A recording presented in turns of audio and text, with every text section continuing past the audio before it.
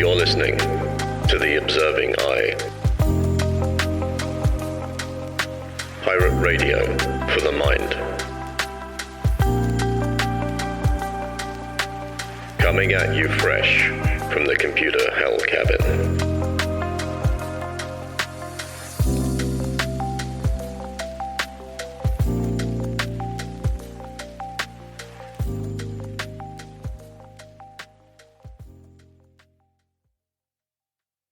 Hello, you beautiful lot.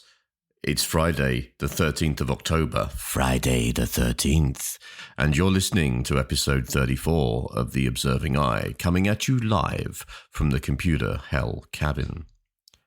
If you're new, welcome aboard. If you are returning, welcome back. As always, I like to begin these episodes with a brief moment of reflection, so let's take a moment to consider the good things that have happened this past week.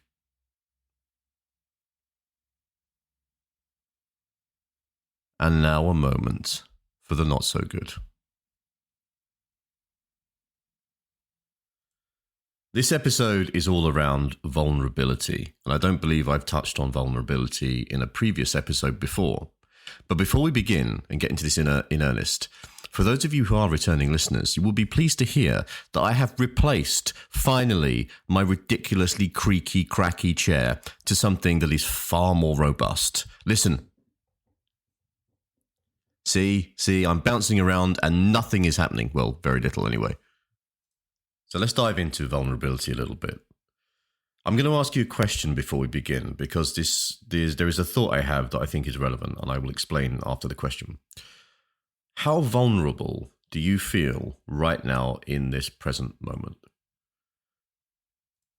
Now that's an important question because I feel like vulnerability is distinctly context driven. So the people that we are around will impact our ability to be vulnerable. And I think a lot of this is exacerbated by the culture in which we live in, whereby we are flooded with a lot of this self-help, self-development stuff around being very stoic and being very immutable and not expressing vulnerability, the whole kind of bullshit culture of man up. So when we are around certain people, and I think 90% of the people that we interact with, we probably do this, but that's just me making up numbers. Statistics can prove anything, right? It's just my intuitive feeling from my own experience. We are generally, we put up the wall, we have the facade of this like invincibility because there's a fundamental lack of trust. If we don't trust somebody, we don't know what they're going to do with our vulnerabilities. So out of fear, and an understandable fear, we're risk managing, we keep our vulnerabilities to ourselves in order to avoid emotional harm. So that to me makes entire sense. And I think that's a very sensible and natural response to being around those that we do not trust. And I would say that in our interactions, generally when we're not necessarily amongst friends and family, but when we're out in the wider world and we're just dealing with the public or work colleagues, then I think having that boundary, keeping that vulnerability to yourself is not a bad thing at all. What I want to touch on is let's not extend that facade, Trump's immutable wall of invulnerability. Let's not extend that to friends and family. So these are the people that we do trust, that we bring into our tribe, that are in our inner circle. So what happens when we don't express any vulnerability to anybody, even to those in our tribe? What happens when we don't express vulnerability to those in our tribe? What are the relationships? So without vulnerability, and I think this is a mutual thing, there has to be reciprocal expressions of vulnerability. Without that vulnerability, the relationships are fundamentally shallow because we aren't really bringing the depth and the richness of ourselves into that relationship. And I'm just slapping the mic with my hands as I get a little animated talking about this stuff. So what in effect happens is these relationships become emotionally stagnant. They just hover around that surface level. and we don't get the real depth and authenticity in the relationship that we could do. And that's with friends, that's with families, that's with lovers. That's, we do not genuinely get connection because none of us are allowing ourselves to be vulnerable in that situation. Now, what is important to consider is that vulnerability can have a positive impact on our mental well-being. If we don't allow ourselves to be vulnerable in any context of relationships with others, then it can lead, depending upon the sort of person that you are, it can lead to a build-up of stress and emotional tension, because we're not giving ourselves any sort of natural outlet for what we're feeling. Everything is getting bottled up and condensed and crushed down into a singularity until eventually the singularity just fucking consumes us, right? But not only that, by denying ourselves our vulnerabilities, we're also denying ourselves the capacity to change, because we aren't enabling ourselves to confront our fears. We aren't enabling ourselves to confront our insecurities. And by essentially just masking them over, by covering them up, we don't see them. We don't know that they're there. And if we don't know that they're there, we can't change them. And that is possibly one of the most powerful things that vulnerability can bring us, is a capacity for change and self-improvement. And if we are in a healthy relationship with another friend, family, lover, whatever, where we can both be vulnerable with each other, we act as mirrors and we can grow together. We can support each other in our own personal growth and self-awareness and understanding. So vulnerability has some real positives. We see it as a negative. Culture, kind of discerns that vulnerabilities are bad. Vulnerabilities are a part of our human experience, and we should not deny those vulnerabilities, because they can really enrich our lives when we come to accept them and to investigate them and to understand them. So let's reverse this a little bit and look at the real positives of vulnerability. So Brené Brown, who I'm sure you've probably heard of if you're into psychology and that sort of thing. So she describes vulnerability as the birthplace of love, belonging, joy, and empathy. And I could not agree with her more. If we allow ourselves to be vulnerable, we are opening up authentic channels of communication with others. And because we are being authentic, because we are expressing vulnerability, and people don't generally express vulnerability, as we all know, when we express that vulnerability, it has an almost magnetic attraction to other people. People are intrigued because they can see you being authentic, being vulnerable, and they all have vulnerabilities. We all know that we have vulnerabilities and we all hide them. When they see somebody else who is being authentic and expressing vulnerability, it's like a little light goes on, and it's like, this person is being vulnerable. That means it's probably safe for me to be vulnerable.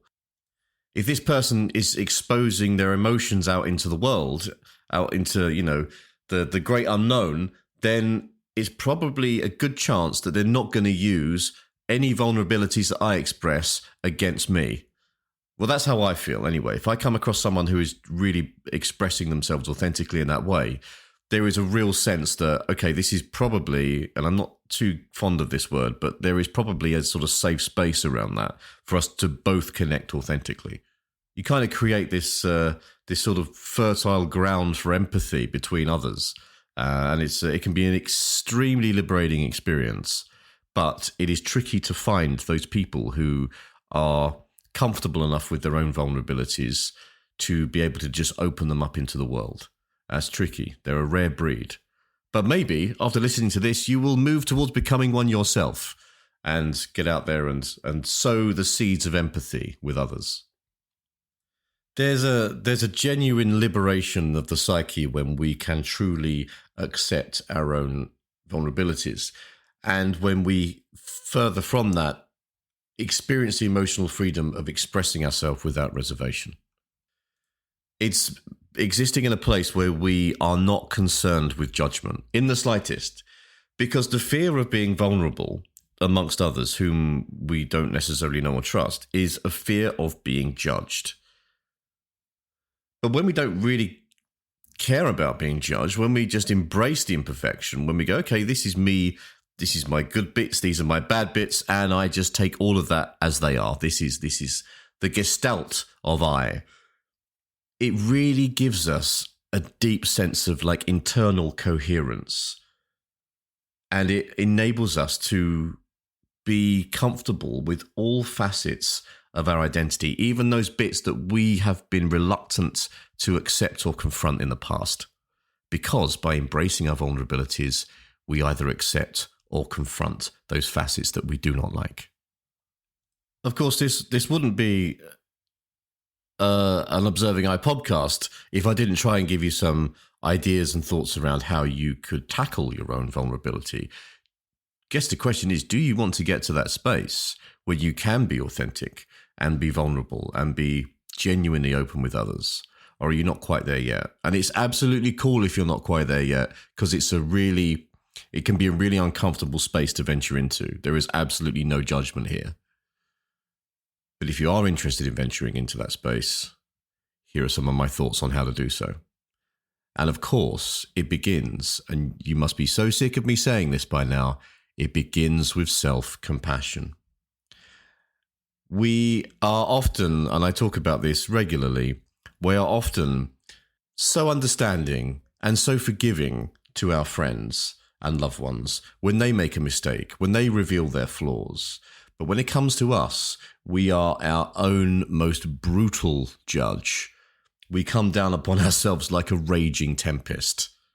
So the first port of call in this journey is to extend self-compassion to ourselves. And that in itself is not an easy ask.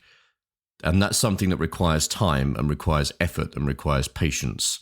We have to learn to be compassionate with us, because all compassion begins with the self. And we have to start there. If we can't be compassionate with ourselves, we cannot be vulnerable, because we cannot accept and forgive the vulnerabilities and the flaws and the mistakes that we've made ourselves.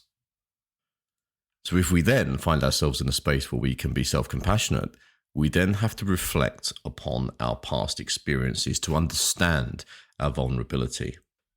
Now, I often find that it works well to try and do this with somebody else that you trust, that you feel comfortable and safe with, because, again, you can use them as a mirror and they can reflect some of these things back at you. If you don't have that in your life, then a good technique to try and work on self-awareness is to journal and to write stuff down, to get these thoughts out of your head and to construct them on a page. Because in doing that, we solidify them. We kind of structure them and are able to look at them in a slightly different way than if they're just bouncing around as thoughts in our mind. So that's something to consider. And lastly, when we venture into the world of vulnerability, we must do it in small steps. Imagine that you've rented a hotel room, right? And you go into the room and you just spend a minute absorbing the space, absorbing the atmosphere of that room. You take a little bit of a look around, you sort of investigate stuff. How many biscuits have they left by the kettle? What sort of tea is it? How comfortable is the bed? What TV channels can I get? How quickly does the toilet flush? All the things we do when we go into the sort of new spaces, yeah. We want to just slowly investigate those vulnerabilities. We want to step in and just absorb the air, absorb the atmosphere of the vulnerabilities, and slowly become comfortable with them. There is no immediate transition between hiding our vulnerabilities and exposing them to the world. It is not an on or off switch. It is a gradual and sometimes painful process. But when we get there, we're able to foster genuine, honest, open, authentic connections with others. And people will in turn bring the same to us. And that is all I have to say on the subject of vulnerability for this episode. As always, I express thanks and gratitude to those of you who spent the time listening to this today. I really hope that you got something out of it, that there's some things to consider and that you can take away that's going to be beneficial to you. To my 4 or 5 returning subscribers, you know I love you. Thank you for coming back again this week. As it's Friday, I like to wish you all a wonderful weekend. Maybe take some time to work on some self-compassion, to forgive yourself for some stuff this weekend. Maybe write something down. Maybe get some, if there's any sort of traumas or crap that's going on in your mind, memories of stuff that you regret, maybe get that out onto paper, to write it down, get it out of your head. Move towards being vulnerable. Move towards allowing yourself to be vulnerable. Move towards forgiving yourself for your vulnerabilities. Have a wonderful one, everybody. Much love, and I'll catch you soon. You've been listening to The Observing Eye. Thanks for spending some time with me today. I hope that you found it useful. And if you're interested in any more of my writings or work around psychology and philosophy and general day-to-day living, please go and take a look at my Substack, which is theobservingeye.substack.com, and that's I as in the letter, not I as in the gelatinous organ through which you see. Take care, everybody. Much love, and I'll see you soon.